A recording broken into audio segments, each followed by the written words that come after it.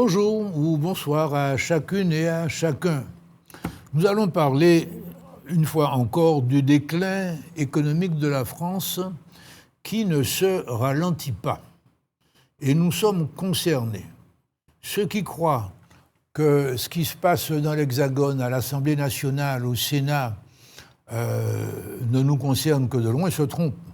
On verra assez rapidement que nous sommes directement concernés lorsque le budget de 2026, avec ses coupes inévitables, sera appliqué. Entre parenthèses, il est possible de proposer, pour faire des économies, la suppression du ministère des colonies qui se trouve à la rue Oudinot. Contrairement à ce qu'on pourrait croire, ce n'est pas parce qu'il y a ce ministère-là qu'on peut considérer que les problèmes de l'outre-mer sont pris en main convenablement par l'État. Il serait beaucoup plus efficace de supprimer ce ministère et de le remplacer par des pôles qu'on pourrait appeler des pôles France entière, c'est-à-dire Hexagone et Outre-mer, dans chacun des ministères de l'État. Et ce serait une manière non seulement de nous obliger, aussi bien socio-professionnels qu'élus, à aller présenter nos dossiers aux techniciens qui les traitent pour l'ensemble de la France, plutôt qu'à d'obscurs fonctionnaires d'un tout petit ministère. Et ce serait une manière aussi d'obliger les décideurs nationaux à intégrer dans leurs décisions nationales, voire internationales, les préoccupations des territoires d'outre-mer. Mais ce n'est pas l'objet, même si dans la remise en marche de l'économie française, il faut intégrer beaucoup de mesures portant sur des dépenses inutiles.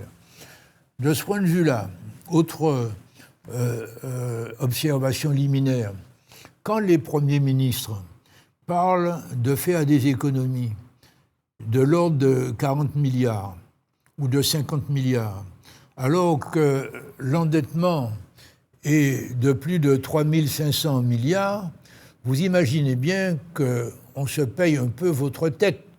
On n'est pas du tout à la mesure du problème qui se pose. Il faut donc que nous sachions. En plus, quand on vous dit qu'on fait 40 milliards d'économies, ça ne veut pas dire que les dépenses vont diminuer. Ça veut dire qu'elles vont augmenter, mais un peu plus lentement que si on ne faisait pas les 40 milliards d'économies. Donc c'est un langage qui est complètement tordu et je vous invite à ne pas trop le prendre au sérieux. En sachant d'ailleurs qu'un certain nombre de nos parlementaires n'y comprennent pas plus grand-chose que vous. Donc nous sommes tous à égalité pour réfléchir et puis voir ce qui serait bien pour que la France aille mieux sur le plan de l'économie. Alors, pour rappeler l'état des lieux, il faut rappeler que nous avons un chômage de masse sur une population en âge de travailler de 29 millions de personnes. Eh bien, il y en a 5 millions qui ne travaillent pas. Quand même important, 5 millions sur une population de 70 millions d'habitants. Nous avons une productivité faible, c'est-à-dire que par tête d'habitant, eh bien, on produit moins que les Chinois ou les Allemands ou les Américains. Nous avons une organisation administrative qui est totalement incompréhensible. Si vous essayez d'expliquer à un étranger à quoi servent séparément les communes, les communautés de communes, les agglomérations, communautés d'agglomération, départements, régions, etc., État et puis Union européenne au-dessus, en général, ils ne comprennent pas. Mais il faut que vous sachiez que ce n'est pas une fatalité et que tous ceux, au cours des 50 dernières années, qui se sont arrangés pour que la France soit inorganisée de cette façon-là, l'ont fait exprès pour que vous ne sachiez jamais qui est responsable exactement de quoi. Alors chacun d'entre nous, dans sa commune, connaît le maire et va toujours aller voir le maire pour lui dire « Est-ce que tu peux faire telle chose pour moi ?» Mais en réalité, 3 fois sur 4, le maire n'y peut rien.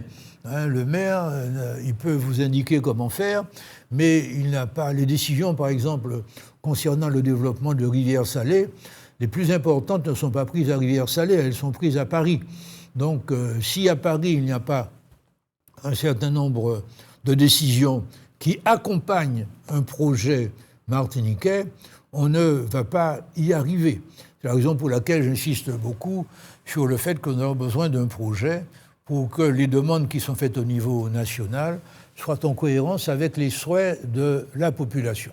Il y a un autre point sur lequel je voudrais insister en début, que tout ça est très lié.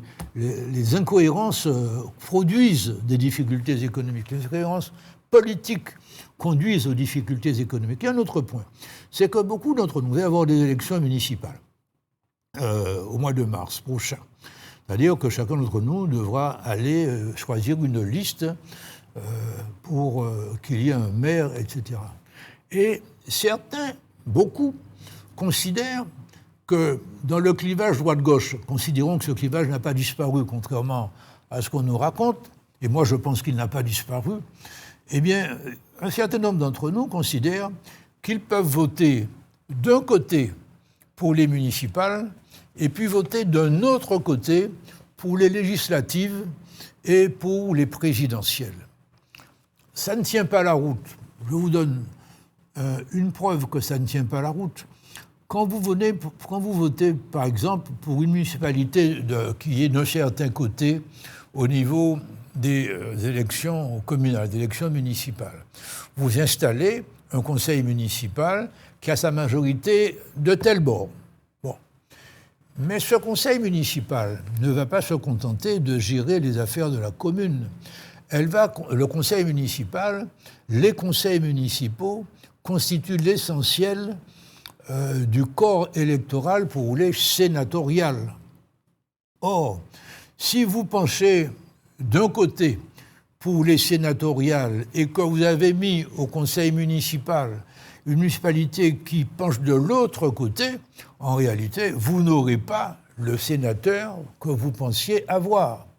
Et cela est vrai pour l'ensemble de l'échelle des élections. Quand vous pensez d'un côté au niveau national, il faut voter du même côté, en tout cas si vous en avez le choix, parce que le choix est de plus en plus réduit, il faut voter du même côté au niveau des municipales. Alors on pourra entrer un autre jour dans la discussion pour savoir c'est quoi être à gauche, c'est quoi être à droite, ça c'est un vaste problème, mais sachons qu'il doit y avoir une cohérence entre ce que vous votez au niveau local et ce que vous votez au niveau national. Sinon, et c'est ce que fait la majorité de l'électorat martiniquais depuis longtemps, eh bien, on appuie en même temps sur le frein et sur l'accélérateur. C'est un bon moyen de faire du surplace et d'abîmer votre voiture que d'appuyer en même temps sur le frein et sur l'accélérateur. Alors revenons à la situation économique de la France. Chômage de masse, production et productivité faible. L'industrie, par exemple, en France, représente moins de 10% du produit intérieur brut, alors que dans la plupart des autres pays européens, elle représente près de 20%. Entre parenthèses, l'industrie en Martinique représente 8% de la valeur ajoutée, 8% donc du produit intérieur brut, parce que la valeur ajoutée, ce n'est pas le chiffre d'affaires, et l'agriculture représente 4%, et le tourisme représente 4%. Comme on dit, l'industrie à la Martinique est plus importante que l'agriculture, plus importante que le tourisme, et en fait représente l'addition du tourisme et de l'agriculture. La plupart d'entre nous ne sont pas tout à fait conscients de ça. Alors, d'autre part, dans le bilan de la France actuellement, la situation, l'état des lieux, il faut intégrer la délinquance. La délinquance, c'est quelque chose qui est le résultat du chômage, le résultat de l'échec scolaire, le résultat de la désorganisation publique. Et donc, quand on parle économie, il faut aussi parler de la délinquance. Et puis, le système de formation est évidemment en difficulté. Récemment, pour prendre un exemple, nous avons entendu parler de Sciences Po qui est un institut d'études politiques à Paris. 70% de ceux qui réussissent à l'ENA, l'École nationale d'administration, qui a été supprimée, mais par le nom simplement, 70% des gens qui font cette école de cadre supérieur de l'État, et souvent président de la République ou ministre, sont passés par Sciences Po. Et récemment, le nouveau directeur de Sciences Po a beaucoup changé de directeur au cours des 10 dernières années, a annoncé la vision, les orientations qu'il proposait pour la formation des étudiants de Sciences Po. Et il a mis en valeur 3 mots, 3 concepts clairs à ses yeux. D'abord, le concept d'excellence, c'est-à-dire augmenter la difficulté au niveau du recrutement, faire en sorte que n'entrent à Sciences Po que ceux qui ont vraiment eu un très bon cursus jusqu'au bac en ayant mention très bien avec félicitation du jury, etc. Bref, donc premièrement, excellence, deuxièmement, liberté, et troisièmement, ouverture. Ce qu'il faut souligner, liberté figure dans la devise de la République comme égalité et fraternité. Mais c'est que le mot liberté est mis en exergue beaucoup plus que les mots d'excellence et d'ouverture. Il est insisté sur le fait que Sciences Po serait un endroit unique au monde où on ferait coexister l'excellence avec un souci quotidien de la liberté. Alors, je laisse à chacun le soin de s'interroger, mais je pense que la liberté ne va pas sans responsabilité. Si chaque individu fait tous les jours ce qu'il a envie de faire à son gré et à sa guise, nos hauts fonctionnaires nous réservent des lendemains qui ne chantent pas. Autre élément, le commerce extérieur de la France est déséquilibré. Vous achetez tous beaucoup de produits fabriqués en Chine qui arrivent en Martinique à des prix défiant toute concurrence et dans des délais défiant toute concurrence.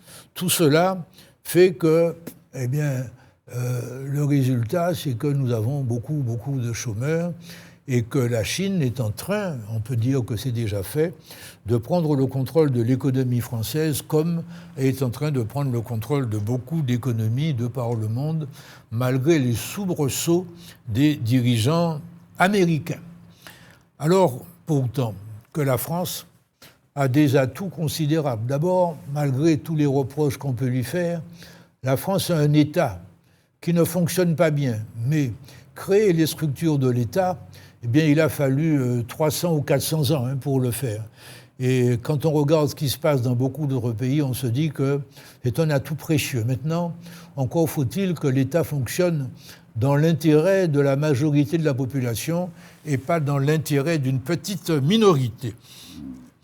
La France a également un patrimoine culturel, administratif extrêmement important, un patrimoine architectural. Le Louvre, par exemple, est le musée le plus visité du monde, même si il est jusqu'à présent dirigé par des gens, en ce moment en tout cas, qui sont totalement incapables d'assumer leurs fonctions, mais dont on refuse quand même la démission. Quand vous avez toutes les églises, toutes les mairies, tous les restaurants, toutes les usines qu'il y a en France, la France a un patrimoine exceptionnel et qui provoque vers elle une attractivité exceptionnelle. Si les capitaux arabes s'investissent tellement en France, si les capitaux chinois s'investissent tellement en France, capitaux américains, bref, de tous les pays s'investissent tellement en France, c'est parce qu'il y a une qualité de vie en France qu'on ne trouve pas dans beaucoup d'autres pays, même si on en trouve quand même dans certains pays, il ne faut pas exagérer. Mais lorsque je vous peins ce tableau qui peut paraître globalement assez sombre, il faut que vous le compariez au tableau qui vous est peint par les médias lorsqu'on vous parle des débats à l'Assemblée nationale ou au Sénat. Vous allez constater que tous ces problèmes-là, on n'en parle pas, ou fort peu, dans les discussions qu'il y a au Parlement français. On parle de retraite, on parle d'avantages à accorder ou à ne pas accorder, mais on ne parle pas de relancer la machine économique française en faisant un certain nombre de réformes sur lesquelles je veux revenir avec vous, même si pour certaines d'entre elles, on en a déjà parlé. La première réforme, c'est de dire la vérité aux Français. Ce que ne font pas tous les responsables français. Parmi ceux qui ne disent pas la vérité, permettez-moi de distinguer la Cour des comptes, et notamment le premier président de la Cour des comptes, qui dit dans les médias un certain nombre de choses qui ne correspondent pas à la réalité. Je prends un seul exemple, mais je pourrais en prendre d'autres. Lorsqu'il mentionne les montants qui figurent au budget national sur l'endettement, il vous dit que ce sont 55 ou 60 milliards de remboursements, alors qu'il s'agit uniquement de paiement des intérêts. Quand quelqu'un qui est premier président de la Cour des comptes fait ce genre de mauvaises informations, on peut se demander si les chiffres qui nous sont déversés à longueur d'année par nos plus hauts dirigeants sont des chiffres vrais. D'ailleurs, on a constaté l'année dernière, M. Le Maire étant encore ministre des Finances, eh bien que les chiffres qu'on nous annonçait pour l'exécution du budget de l'État n'étaient pas des chiffres exacts. Alors il faut commencer par dire la vérité aux Français. M. Bayrou, Premier ministre, l'a fait pendant les quelques jours, quelques semaines, quelques mois où il a été ministre. Il a dit la vérité avec la solennité qui était nécessaire. Mais les remèdes qu'il a proposés après étaient totalement en disproportion avec la réalité que lui-même avait eu au moins la lucidité d'énoncer. De même, tout le modèle socio-économique français doit être revu. Il faut le savoir. Ce n'est pas en proclamant des 40 milliards d'économies à faire qu'on va régler le problème. Il est évident que la France a un problème de secteur public. Il est évident que la France a un problème de manque de responsabilisation de chacun d'entre nous pour sa santé.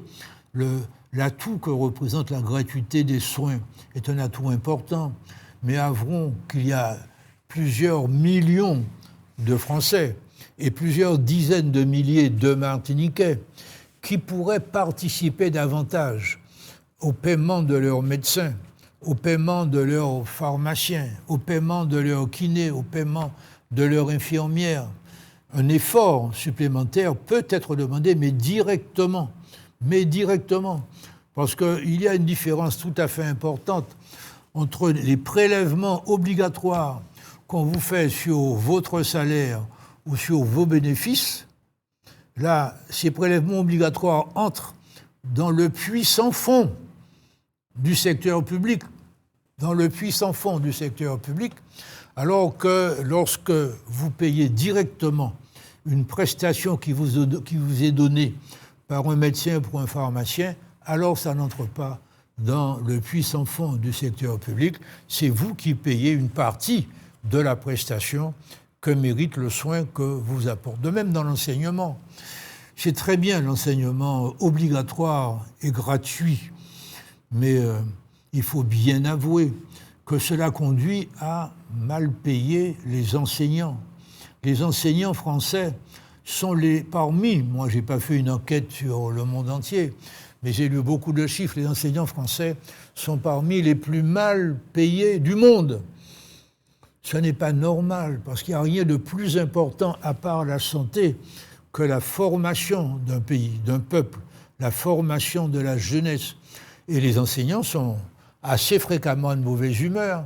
Alors ils parlent de leur donner des moyens. Bon, les moyens, ils en ont, mais le problème, c'est l'utilisation de ces moyens, l'organisation de ces moyens, et puis la rémunération, parce que en fonction du niveau de rémunération des enseignants, on attire ou on n'attire pas certains profils. Quand vous en restez à des rémunérations faibles, non satisfaisantes, vous attirez des profils de qualité, mais pas suffisamment. Alors que si vous augmentez de 25 ou de 30% les rémunérations qui sont accordées aux enseignants, là, vous attirez des profils assez différents. Imaginez qu'il y a des enseignants qui réussissent au concours d'enseignants avec des notes qui ne dépassent pas 6 sur 20. Les élèves le savent. et ils savent qu'ils ont en face d'eux des gens qu'on a pris par défaut, c'est-à-dire des gens qui ne sont pas tout à fait à la hauteur. Et comment peut s'organiser l'autorité de l'enseignant quand l'élève est au courant d'un certain nombre de choses comme ça. On parle beaucoup de perte d'autorité, mais non seulement il y a la loi Jospin, qui est une catastrophe pour l'enseignement français, mais il y a aussi le respect que peut se procurer l'enseignant par sa propre personnalité et par sa propre formation. Il y a là beaucoup de travail à faire, mais ça fait partie de la gestion du redressement. C'est tout le modèle qu'il faut revoir, tout le modèle socio-économique de la France. Et puis le statut de la fonction publique, on l'a déjà vu, il faut uniformiser le mode de paiement des fonctionnaires et du secteur privé. Il n'y a aucune raison pour que certaines personnes aient une sécurité absolue de l'emploi, quoi qu'elles fassent, alors que d'autres n'aient aucune sécurité de l'emploi. Il faut le savoir, il faut le dire, il faut attaquer ce problème-là. De même, l'État se montre difficile en termes d'efficacité, enfin assez faible en termes d'efficacité dans ses pouvoirs régaliens. Quand vous voyez comment fonctionne la justice, quand vous voyez que les militaires n'ont pas assez d'argent pour acheter les munitions nécessaires à leur entraînement, quand vous voyez qu'un certain nombre de policiers se suicident chez eux parce qu'on leur fait faire des choses qui sont insupportables, parce qu'ils ne sont pas en moyenne assez respectés, ni par ceux qui sont au-dessus d'eux, ni par ceux qui sont en dessous d'eux. Bref, tout ça conduit à devoir reposer. Alors, sans doute, vous n'allez pas voir tout ça fait comme je vous le propose, mais il faut que nous ayons, nous-mêmes, des éléments de réflexion pour savoir que ce qu'on nous dit va dans la bonne direction ou ne va pas dans la bonne direction. C'est toute mon ambition dans nos échanges, que de susciter chez vous la réflexion et que vous ayez davantage de repères pour mesurer ce qui va dans le bon sens, ce qui ne va pas dans le bon sens, et puis ce qui ne sert à rien, sinon à vous tromper. Vous savez que le principal champ de bataille aujourd'hui, ce n'est pas l'Ukraine, ce n'est pas Gaza, ce n'est pas le Soudan, ce n'est pas le Congo, c'est votre cerveau. Et on cherche à y mettre un maximum de cochonneries, il faut que vous le sachiez. Voilà, en conclusion, il nous faut sortir d'un monde qui est largement un monde que la démocratie conduit vers la démagogie, pour aller vers un monde de respect et de vérité pour les uns et pour les autres. Et il ne faut pas que le monde politique devienne le refuge des médiocres, disons-le très clairement. Beaucoup de gens vont faire de la politique, y compris au niveau national, pour obtenir une importance que leur qualité classique, je dirais, ne leur permet pas d'avoir. Il faut que les gens de qualité aillent aussi faire de la politique, qu'ils soient beaucoup plus nombreux, et puis qu'ils donnent l'exemple, qu'ils soient exemplaires. Aujourd'hui, les discours ne tiennent pas. Ce qui est important, c'est l'exemplarité. Il y a des responsables politiques d'une qualité remarquable. Il faut dire que ce n'est pas la majorité. Il faut que ce personnel évolue lui-même et que ceux qui se tiennent à côté en disant la politique c'est pas moi, eh bien sachent qu'en réalité, si eux ne se dévouent pas pour tenter eux-mêmes d'être élus, parce que ce n'est pas facile d'être élu, eh bien les choses vont continuer à se détériorer. Et un jour, qui est peut-être plus proche qu'on ne le croit, eh bien ce sont les narcotrafiquants qui vont diriger la Martinique et la France. Merci de votre écoute. À un autre soleil.